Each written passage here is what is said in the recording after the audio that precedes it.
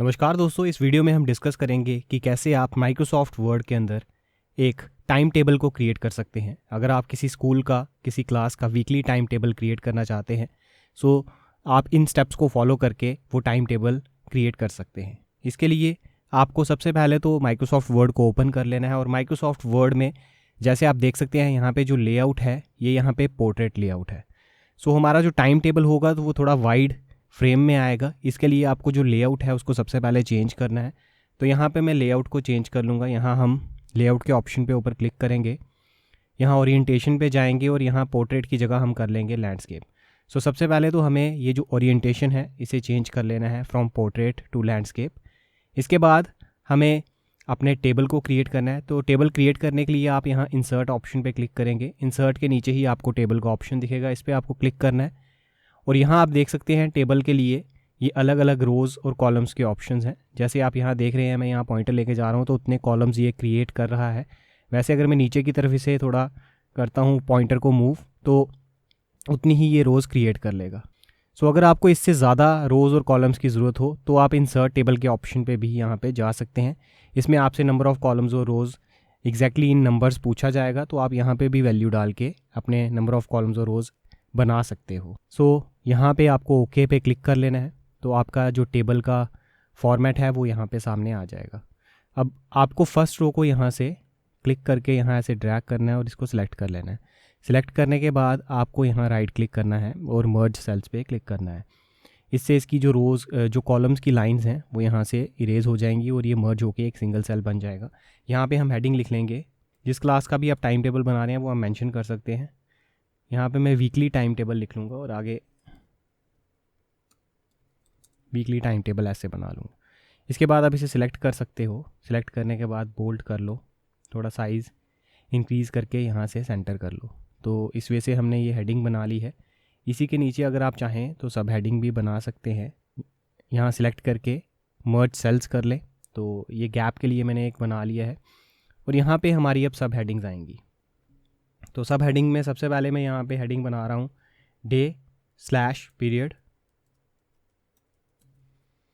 इसके बाद हमारे जो डिफरेंट पीरियड्स हैं वो हैं 45 मिनट्स के, तो आपको वैसी हेडिंग्स बना लेनी है फर्स्ट।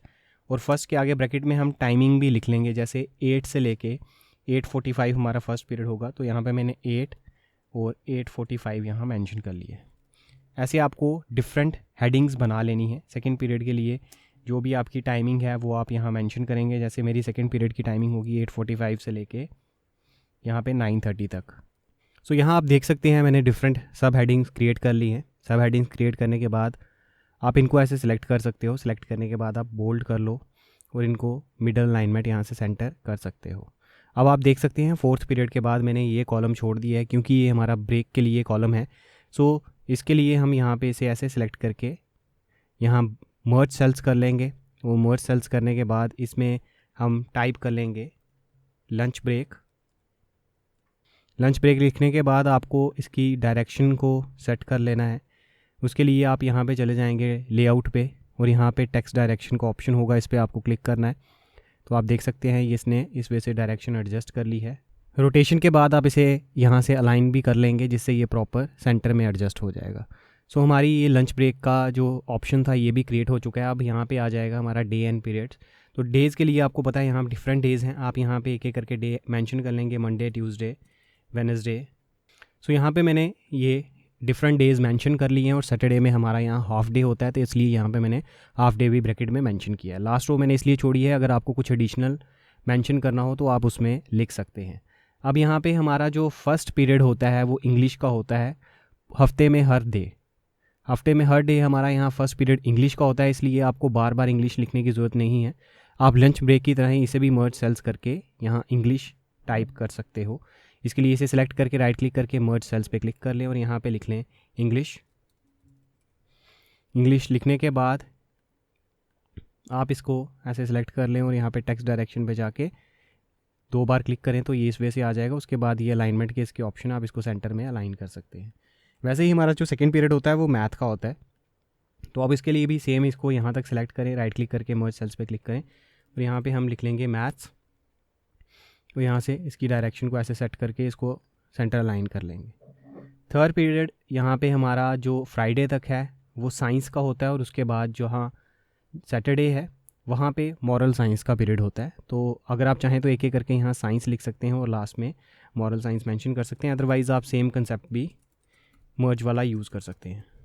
सो ये आप पे डिपेंड करता है आप किस तरीके से लिखना चाहते हैं। इसे भी सिलेक्ट करके आप यहाँ से इसे सेंटर अलाइन कर सकते हो। वैसे ही फोर्थ पीरियड हमारा सोशल साइंस का है, और लास्ट में जो सैटरडे है उस दिन आर्ट्स एंड क्राफ्ट का होता है। तो आप वैसे भी लिख सकते हैं जैसे साइंस को लिखा है, अदरवाइज़ आप इसे सिलेक्ट कर लें, यहाँ मर्ज सेल्स कर लें, और यहाँ पे मैं लिख लूँगा सोशल साइंस। सोशल साइंस लिखने के बाद अगेन हम लेआउट पे क्लिक करेंगे, यहाँ से टेक्स्ट डायरेक्शन को 2 बार क्लिक करें तो ये इस वे से आ जाएगा, और इसको मिडल लाइन कर लेंगे। और जो सैटरडे है उस दिन हमारा आर्ट एंड क्राफ्ट का होता है, तो यहाँ पे हम आर्ट एंड क्राफ्ट मेंशन कर लेंगे। सेम प्रोसीजर है, फिफ्थ पे हिंदी का होता है फ्राइडे तक, तो फ्राइडे तक आप सिलेक्ट करें, इसे मर्ज सेल्स कर लें और इसमें लिख दें हिंदी। हिंदी लिखने के बाद यहाँ पे टेक्स्ट डायरेक्शन को आप ऐसे कर लें और यहाँ से मिडल लाइन कर लें, और नीचे जो सैटरडे है उस दिन हमारा जो पीरियड होता है वो होता है GK/क्विज़ का, तो वो हम मेंशन कर लेंगे, और इसको यहाँ से आप होम पे सेंटर लाइन कर सकते हो। सिक्स्थ पीरियड हमारा कंप्यूटर का होता है 6 डेज़, और सैटरडे को कोई भी पीरियड नहीं होता क्योंकि हाफ डे है, तो उसे हम स्किप करेंगे। तो इन सबको आप सिलेक्ट करके मर्ज सेल्स कर लो और यहाँ पे लिख लो कंप्यूटर, और लेआउट पे जाके इसको भी टेक्स्ट डायरेक्शन से ऐसे डायरेक्शन दे दे और यहाँ से मिडल लाइन कर लें। और सेवन्थ पीरियड हमारा गेम्स का और PT का होता है, तो आप इसे ऐसे सिलेक्ट कर सकते हैं फ्राइडे तक। सिलेक्ट करने के बाद इसको राइट क्लिक करके मर्ज सेल्स कर लें और यहाँ पे हम लिख देंगे PT/गेम्स, और इसको भी टेक्स्ट डायरेक्शन से 2 बार क्लिक करके ऐसे डायरेक्शन करके मिडल लाइन कर सकते हैं। सो इस वे से आप एक टाइम टेबल को क्रिएट कर सकते हो। अगर आप चाहो तो इसको थोड़ा सा बैकग्राउंड कलर्स भी दे सकते हो। इसे सिलेक्ट कर लें, आप होम पे चले जाएँ, यहाँ पे आप देख सकते हैं ये शेडिंग का ऑप्शन है, इस पर क्लिक करें और इसको ऐसे एक बैकग्राउंड कलर आप दे सकते हो। ऐसे ही आप अगर चाहो तो यहाँ पे जो सब हेडिंग्स हैं इनको भी आप कोई बैकग्राउंड कलर अप्लाई कर सकते हो, जो भी आपकी रिक्वायरमेंट हो वैसे आप इसको कलर शेड दे सकते हो। सो इस वे से आप एक टाइम टेबल को क्रिएट कर सकते हो किसी भी क्लास के लिए। जानकारी अच्छी लगी तो वीडियो को लाइक और शेयर ज़रूर करें, सब्सक्राइब कर लें हमारे यूट्यूब चैनल को ऐसी ही और इंटरेस्टिंग वीडियोज़ के लिए। मिलते हैं नेक्स्ट वीडियो में एक और इंटरेस्टिंग टॉपिक के साथ। Thanks for watching.